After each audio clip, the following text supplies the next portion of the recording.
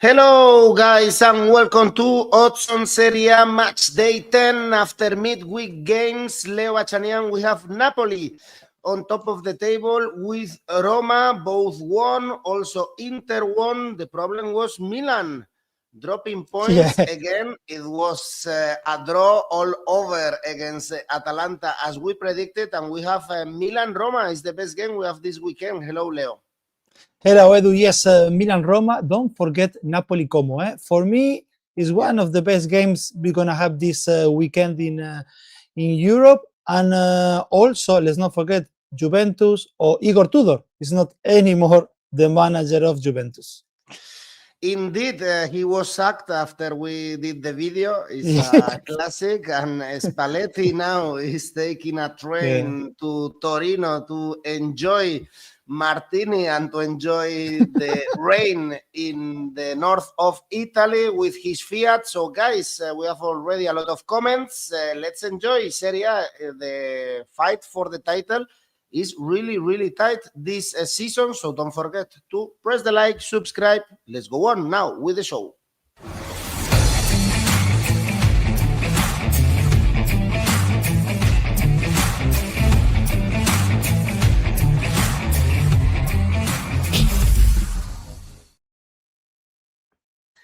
And first game on Saturday, Leo, is Udinese Atalanta. I think we are going to start November, and to say that a team is unbeaten should be a good thing. But if we check Atalanta with only 2 wins and 7 draws, I'm not sure anymore if it's good to be unbeaten. They are 9th in the standings. To bet on a draw with Atalanta is always good news. Look at these odds. 3.8, another draw last Wednesday against, or last Tuesday against Milan, and Udinese lost to Juventus at home, actually only lost to Milan. So I guess we should check also the draw for this game. Yes, Edu, and to be honest, I have like 𝗀𝗵𝗀𝗀𝗀 vibes with Atalanta's results so far. 7 out of 9, 7 draws out of 9 games played so far is it's too much. It's too much for any team. So at this moment, as you said, and I agree, it doesn't mean much to be unbeaten so far. The 1-1 with Milan was a poor game. I don't see it like 𝗀𝗻𝗀𝗀𝗀, for example, for whom Atalanta showed 3 times the intensity of Milan. Those were his words, actually. Yes, they could have won it with the Zappacosta shot on goal from outside of the box by the end of the game, but Manian gave us the save of the match day 9, probably. They had Atalanta 17 shots on goal all game, but just 3 of them on target. 𝗀𝗻𝗀𝗀𝗀 was quite quick to show that stat, but for me, it also reflects 17 shots on goal, that this team does not have many ideas in attack and restores to shooting from anywhere, and that happened against Milan. The best for 𝗀𝗀𝗀𝗀 is that 𝘀𝗵𝗀𝗀𝗀𝗀 scored his first goal of the season. Away from home is 1 win and 3 draws for Atalanta. 6 goals scores away from home, but 4 of those goals were in 1 game. In that 4-0 win against Torino in Turin. And for Udinese, probably the moment they heard that Tudor was no longer the manager of Juventus, they may have thought, well, now is not the best time to face Juve, because we know it happens everywhere in every single league. The game after the manager is sacked, teams tends to bounce back on their level, and if they're playing at home, like the case of Juventus, well, even a little bit more. We're gonna see what's gonna happen now this game, but I don't think that anyway Udinese is scratching their heads because of the defeat too much against Juventus. Edu, Nicolo Zaniolo scored his 2nd goal of the season. I was surprised that he was taken out after 10 or 15 minutes in the 2nd half, but later we got to know that he's not yet 100% physically, that they're going to wait for him or that they're expecting him maybe probably to hit his best level from January onwards. But he had a good game against Juventus, Nicolo Zaniolo. As you said, the draw is looking good, but my take is going to be a double chance Udinese here, also 1.95, Edu.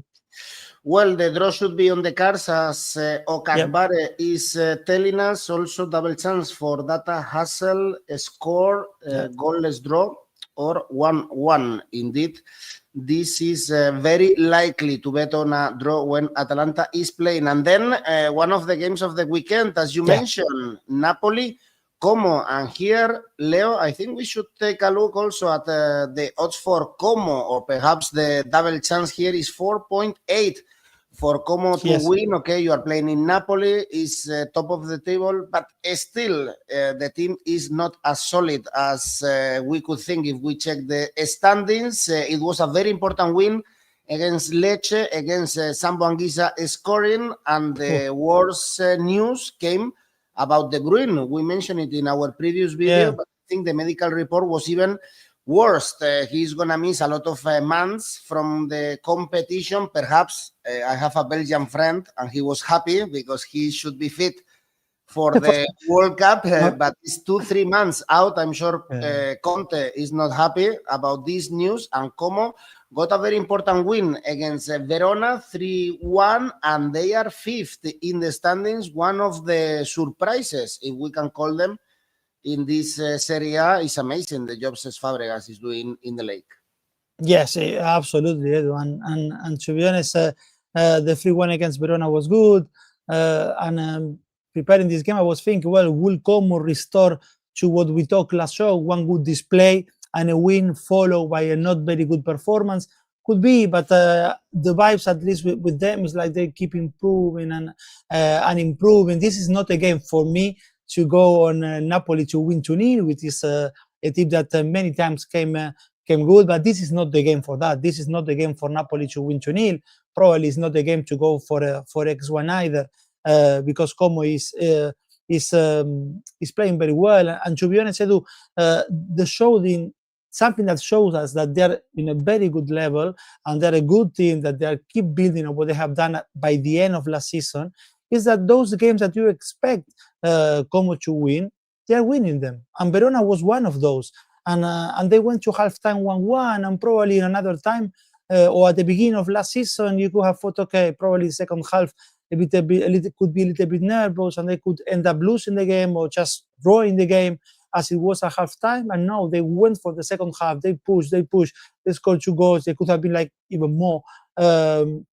I was happy for Jesus Rodriguez to give the assist for the third goal on added time. It was good for 𝗀𝗵𝗄 that they didn't need 𝗀𝗵𝗄 to score or to assist to win the game. Assane Diao played from the start after almost 7 months. He played a few minutes on Matchday 9 and now on Matchday 8, sorry, and then on Matchday 9 against Verona, he started the game and he lasted 50-55 minutes. So that is still even good news for Fabregas, because he's taking back a very, very good player. And hopefully for Jesus Rodriguez, this is going to be something to start building, because he's another very good player. The ex-Betis winger. They have 4 wins in 9 games, 𝗀𝗵𝗄, this season. Last season, it took them 18 games, double the time to win the same amount. So again, that says it all. And for Napoli, yes, they done the job against Lecce. Not much more, I would say. 𝗀𝗵𝗄cie continues to have an amazing season, scoring the winning goal. He has 4 already this season. McTominay was in the bench. Kevin De Bruyne, as you said, out injured until February. And 𝗀𝗄cie was the leader of the team alongside Milinkovic-Savic, I would say, because he was fundamental for the win. Milinkovic-Savic saving a penalty when the game was 0-0 in the second half, so that was crucial. They lost control of the game a little bit by the end against Lecce. They haven't suffered a lot, but you could tell that they lost a bit the control of the game, and that with 𝗀𝗵𝗄 could be much more dangerous, of course, than with Lecce. And Napoli plays Champions League football next week. But what if Conte centers on defending the Serie A title more than the Champions League? I think that would make probably a little bit more sense for Napoli. The odds on 𝗀𝗵𝗄, yes, huge, 4.8. I wouldn't go, as I said, and I repeat, for Napoli to win 2-0. Not even I'm gonna go for X1. But I do expect goals, and my take here is both teams to score, yes, odds of 2. Well, we check the AI Leo, a smart bet here we have, and we have over 1.5 goals is the top tip, 1.4 also over 2.5 goals perhaps, and the double chance, as I said at the beginning, is also highlighted here, is 1.9.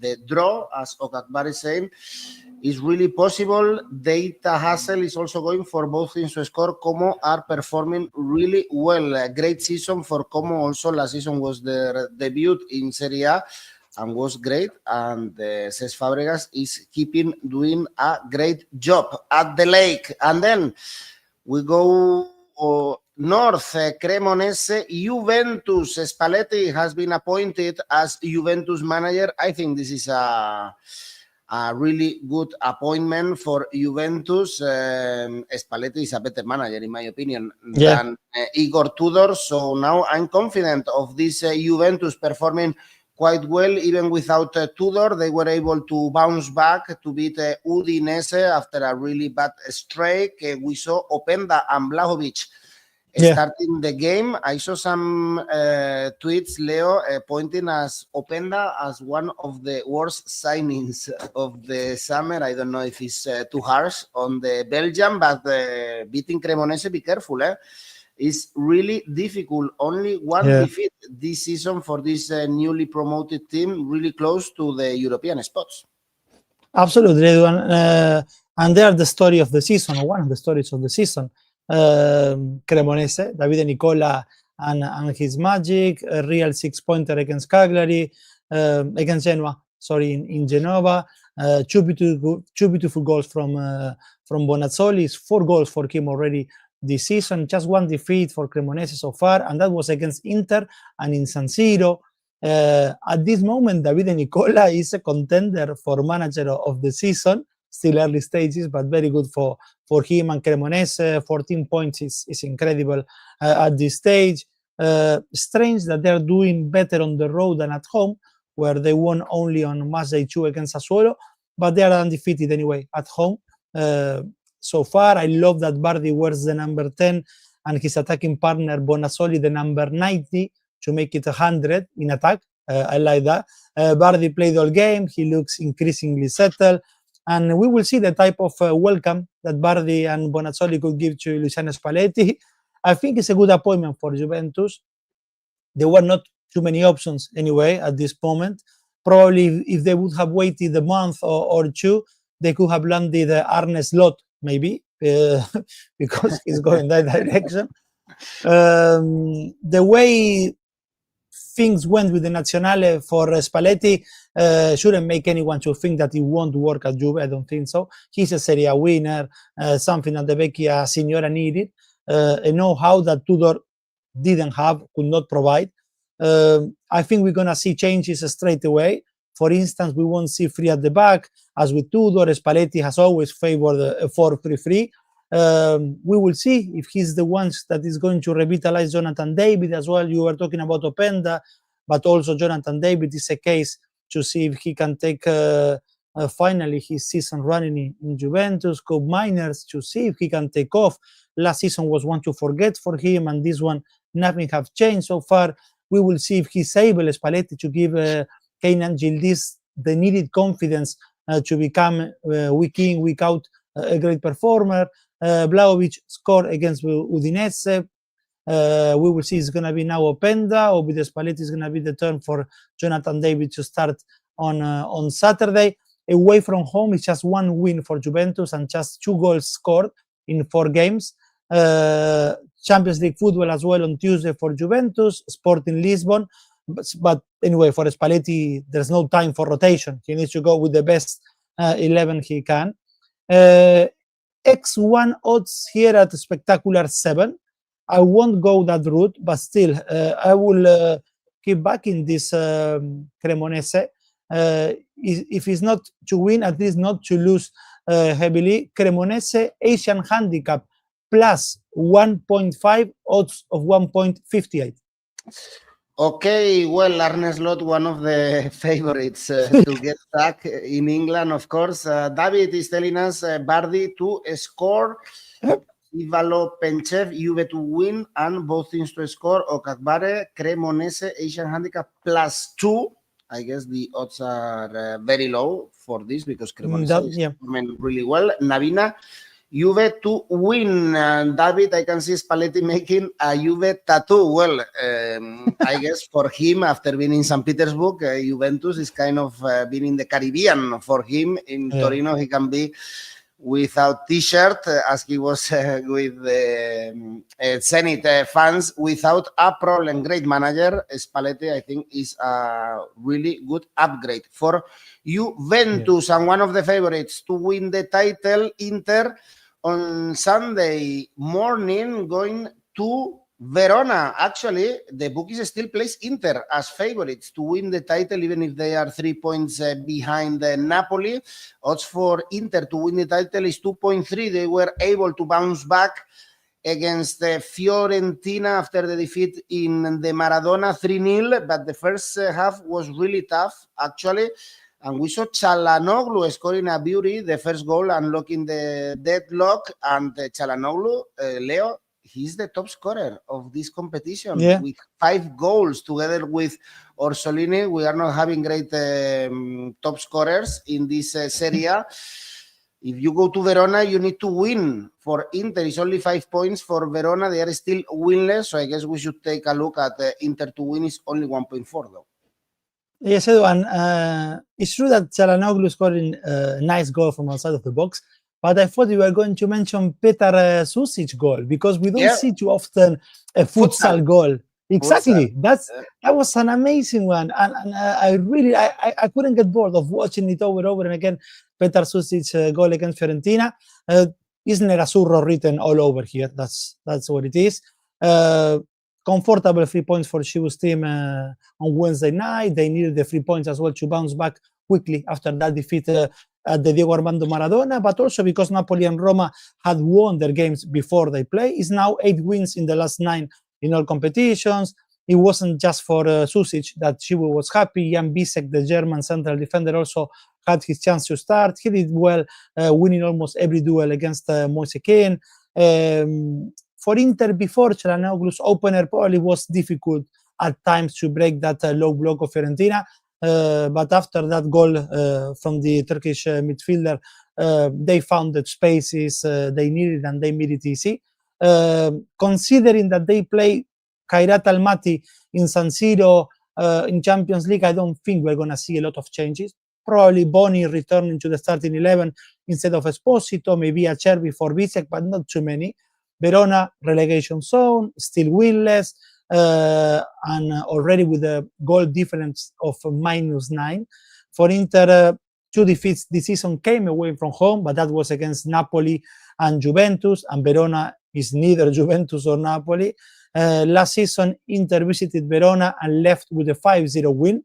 My take here, Inter to win, combined with goals over 1.5, odds of 1.80. Inter to win 2-0, 𝗀𝗍𝗀𝗀 is telling us Inter to win and both teams to score. In this case, for Navina, well, Inter to win pays really little, so Penchef is also going for -1. For Inter, we should see also Lautaro scoring a little bit this season, only 3 goals in Serie A for the Argentinian. And then we go to Florence, Fiorentina, Lecce. We still have Pioli in charge, of course, because his salary is so high, and sacking him is really expensive for Fiorentina. As you mentioned, indeed, they are winless. 4 points in relegation spots is really concerning Fiorentina's form. The first half was good against Inter, but they keep losing and losing. If you are playing Lecce at home, I don't know, Leo, if it's a match ball for Pioli, even if it's expensive to sack him, but Fiorentina cannot afford to continue with this form.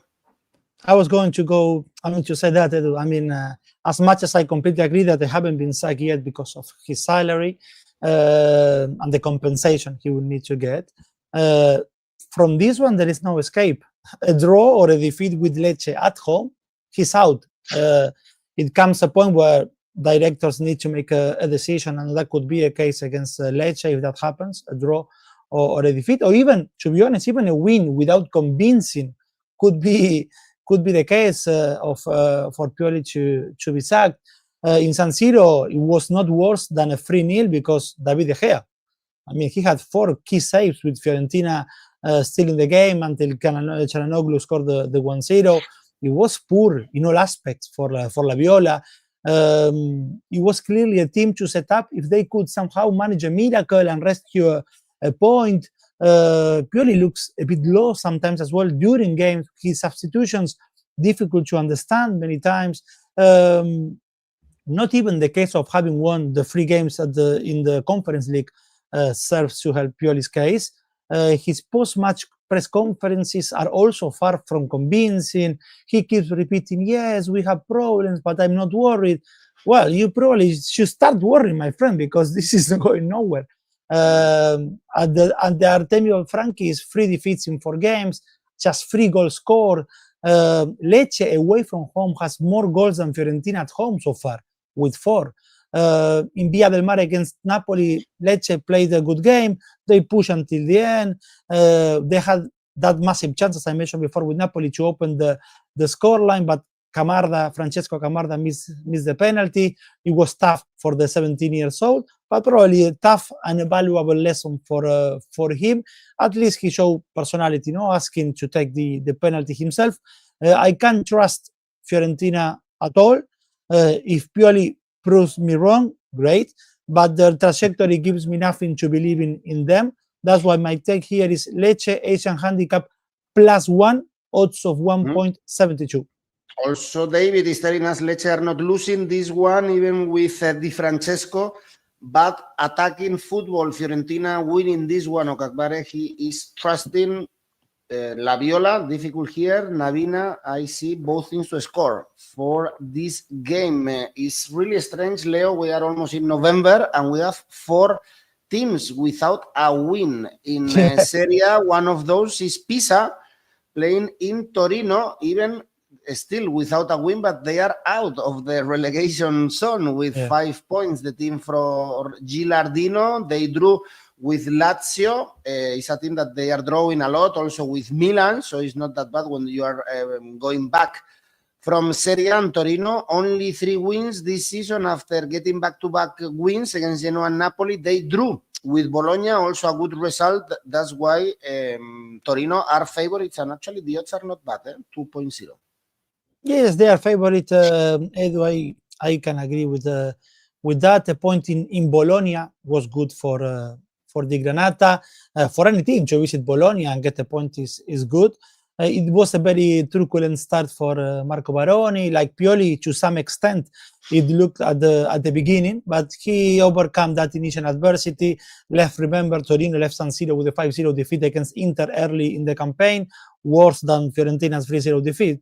But unlike with Pioli, we have seen the hand of Baroni to stop the rot.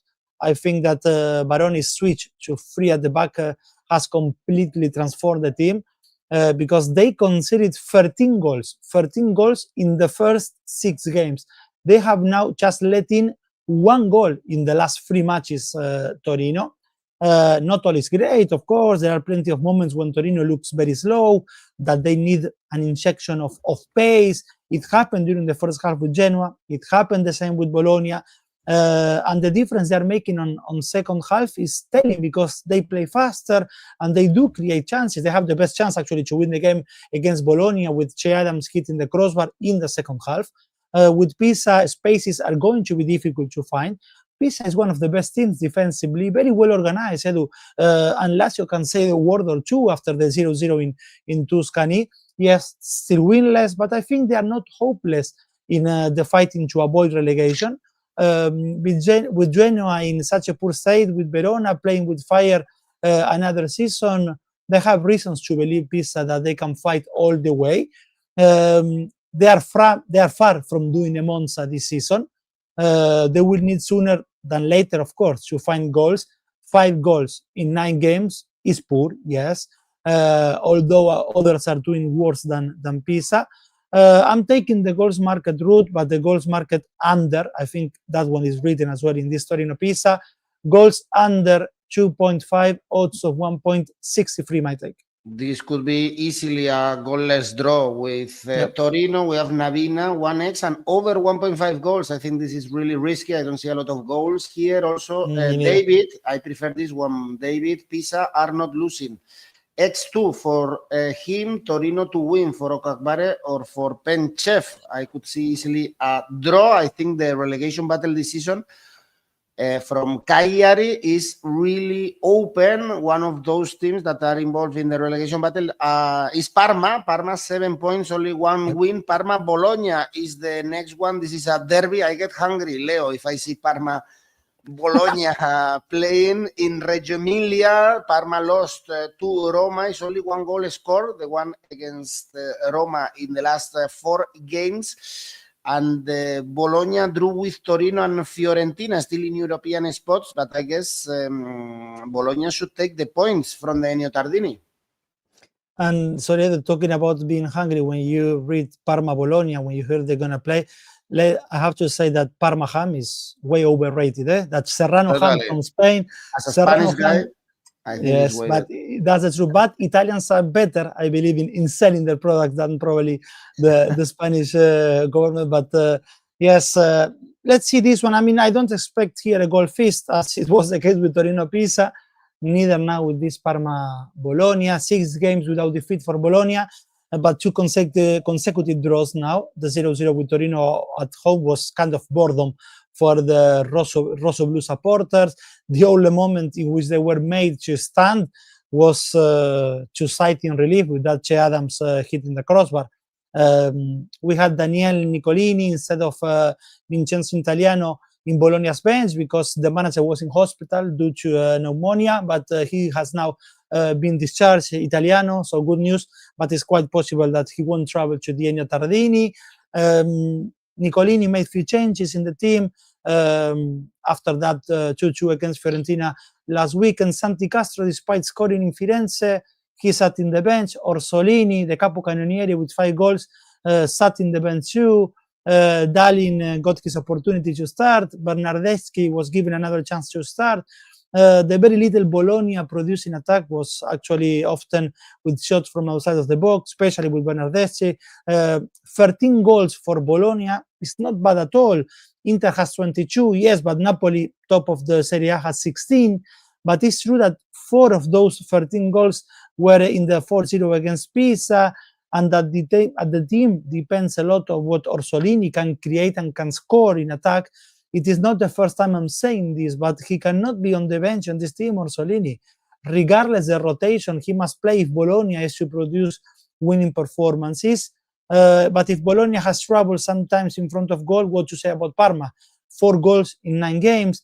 In the capital, it was going to be a defeat 2-0 against Roma, but they managed to pull one back. However, there was never a feeling that Parma could shock Roma in the final minutes. They were outplayed throughout the entire match. That's the reality. Maybe the first half hour they did okay, but after that it was all Roma. But it's at home that they score 3 of their 4 goals and that they have collected 5 of their 7 points. At the Ennio Tardini, 3 of the 4 games played so far this season finished with goals under 2.5, 3 out of 4. And my take here, Edu, is goals under market as well, but goals under 2.25, odds of 1.75, less than 2 goals, you win. With 2 goals, you win half of your bet. But the food in Bologna, Leo, is not overrated, right? No. Good. In Bologna, we eat well, David. Bologna, an under 2.5 goals. Bologna win or draw, and also an under. Indeed, the under should be on the cards with Parma. They screw our bet with Roma from a throw-in. Indeed, it was a strange goal, but they shouldn't have scored. At the Olimpico, I'm talking about Roma, the game of the weekend, apart from Napoli Como, is Milan-Roma. Great game. This one, Roma top of the table with Napoli. They keep winning. Again, non-spectacular, but we saw an improvement, I think, against Parma. They control the game. We saw also Dybala really involved in the game. We saw 𝗀𝗵𝗀𝘀 also scoring and having an important role in the game. Ferguson was injured, and away from home they've been great this season. They've won all the games, 5, both in Serie A and in Europa League. Only 1 goal conceded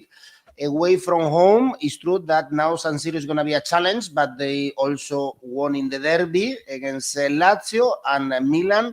Leo, is 3 draws in 4 games. Even the win against Fiorentina was probably undeserved, with Leo playing great. So it's a tough moment for Milan. Perhaps these teams it's going to be difficult for them to challenge for the title, even if now they are 3rd and 4th favorite to win the Scudetto. Yes, Edu, and the 1-1 with Atalanta wasn't too far from the 2-2 we saw with Pisa. In fact, the game in Bergamo was kind of a continuation of second half with Pisa for Milan. Like Roma with Bailey or Ferguson, both injured. Leon Bailey, who lasted half an hour, I think, against Parma. Ferguson finished the game, but then we learned that he had an ankle injury. Well, Max Allegri probably, or at least so far as we talk, is not going to be able to count with Rafa Leao, or at least he finished the game with Atalanta with a knock. So those are problems for Max Allegri, because Pulisic is out injured, because Santi Jimenez still cannot score, because also 𝗀𝗀𝗀𝗀𝗀, who came in the second half. To be honest, for me, sometimes he looked like an ex-player 𝗀𝗀𝗀𝗀. The way he moved, everything. I can't remember when was the last time we had a good game from 𝗀𝗀𝗀𝗀. Probably in Leipzig, because with Chelsea, he did not. I can't recall a single good game from 𝗀𝗀𝗀𝗀𝗀. The odds on Roma are tempting, are huge, are big, to be honest. And why not to keep dreaming with Roma, with Gasperini? I know early stages, very early stages, piano piano, as they would say in Italy, but I think he's building something. And the win against Parma was one of the best ones lately for Roma. After the first half an hour, when Parma balanced the game, then it was all about Roma. I'm not celebrating Leon Bailey's injury, please don't take me wrong, but at least for the first time or in a long time, it was not Paulo Dybala who is leaving the pitch before the first half out injured. He completed the 90 minutes. He started alongside Matthias Soulé, both of them playing behind Ferguson.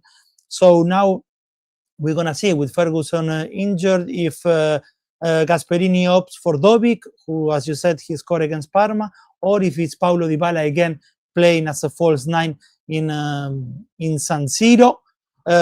For me, Roma here is the favorite, Edu. The odds are good on them. My take is Roma double chance, 1.77. Well, Dybala loves scoring against Milan. Gasperini loves beating Milan. Already Allegri fucked up the tactics. So I guess Roma are not losing. And this is coming from a Milanista, as David. Milan and Roma very clear over 1.5 goals. Well, I wouldn't say very clear, actually, with this Roma. Is one of the low scoring teams, and also both teams to score for Roma now is only 2 out of 9 games with both teams to score, considering the last one against Parma. But overall, I guess the first games, or the results at least, with Gasperini are great for the Giallorossi. And for Monday, we have 2 games as well. Genoa. I don't have news, Leo. I think Vieira is still at Genoa, but they lost to Cremonese, and it's only 1 point in the last 6 games, still winless, bottom of the table. So really looking bad. The oldest team in Italy, Genoa, and is kind of the opposite for the other teams. Sassuolo performing really good in their comeback to Serie A, is 4 wins. Mid-table, beating Cagliari on Thursday, so great job for Sassuolo. Absolutely, Edu. it's another 6-pointer in the bag after that win in Sardinia for them. 13 points, the 10th position you mentioned, as with Cremonese, or probably a bit less, but still not many seen this coming to the start of at the start of the season. Of course, this Sassuolo does not make you see it and watch them during the years under the 𝗀𝗵𝗀, but they are a very well-drilled team. There is an identity with them. You could see that clearly. With Cagliari again, a very good night from Nemanja Matic. He's under the radar, I would say, but for me, he's one of the best midfielders so far in Serie A this season. The first half wasn't very good, but they didn't allow Cagliari anyway to create chances to score. And the second half, they expanded a little bit more their play, and they completely justified their win in Sardinia. Laurentiis, second goal of the season for him. Pinamonti, the third goal of the season for him. At home, there have been no grace for Sassuolo, 2 wins, 2 defeats, and those were against Napoli and Roma. They have everything now in their hands to give Patrick Vieira another push for the exit after their defeat with Cremonese at home. They haven't scored a single goal at home, Genoa, this season. All their 4 goals have come on the road for Genoa, but I can't see them celebrating too much on Monday night. I can't see a goal feast in this game either. Sassuolo's odds to win are good, 2.4, 2.45. That's why, but in a game in which I do not expect a goal feast, my take it with both teams to score no 1.75.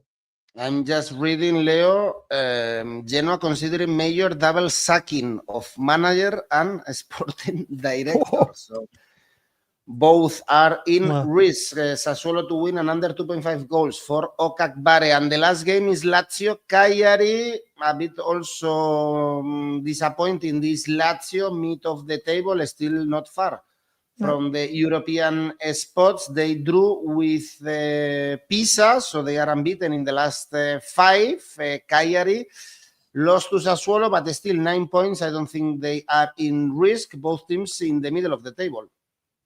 Yes, I do. And to be honest, Lazio is suffering now at the moment with injuries. They don't have a big squad. Sarri was quick to point at Pisa after the 0-0 in Tuscany for Lazio that Pisa had already drew with Atalanta and Milan, but the reality is that they didn't create much anyway to win the game. Massive chance, yes, with this accent that he missed it. Tati Castellanos still out, and he's the point of reference. Boulaye Dia, and I said on a previous show, he's not the one to play the number 9. He lasted just the first half. But they also have Cancellieri on the wing, on the right wing, who is injured. Niccolò Rovella, who is very important in midfield for Lazio, and he's out injured. Dele Bashiru, Nuno Tavares, and 4 of those 5 are started for Sarri. One who is having less minutes than with Marco Baroni last season is Pedrito. He came on the second half, but he saw the ball spending too much time in the air, which is strange for a Sarri team. But Sarri is saying that and recognizing that he doesn't have the type of players to play a different game at the moment. Well, they need Niccolò Rovella to come back as soon as possible if they want to start playing a little bit more of the Sarri ball. With Cagliari, there is a chance they're going to get some of the injured players back. We'll see. Cagliari is not offering too much to dream for their supporters, but they're not going to have, I think anyway, 2 hours with the relegation battle. But they never look the team to win the game against Sassuolo. Lazio, I believe, has enough to win, to take the 3 points on Monday night. For them at home, is 2 wins and 1 draw in 4 games. Might take here Lazio Cagliari. Lazio to win combined with Lazio first team to score, odds of 2.25. Okay, this is the last game. Lazio to win and under 2.5 goals for 𝗀𝗵𝗀𝗀𝗀. I forgot to mention, Leo, by the way, in the game of the weekend, Milan Roma, our AI smart bet is going for Roma to win, and the odds are massive, 4.10. Look at the screen, Roma to win indeed, 4.1. The odds are massive in Leo Vegas in this case. Well, guys, this is it for Serie A. Remember that we have our tipster competitions going on. We are starting November tomorrow, so we have another opportunity to win some money. This Ukrainian guy, Razor, is taking home The money, there you go, 350 euros. He has won this month, and it's completely free to participate. And then we have Rivals, our tipster competitions, where you can create your own one and play with your friends. Let's go, Leo, with your safe bet. Inter to win 1.44. And the ACCA? Inter to win combined with goals over 1.5. Roma double chance. Torino Pisa goals under 2.5. Did 3 together. Odds of 5.19. Edu. All right, Leo. Well, let's go and enjoy Halloween. Thank you. Let's enjoy the weekend. Thank you, Leo. See you next week. Bye-bye.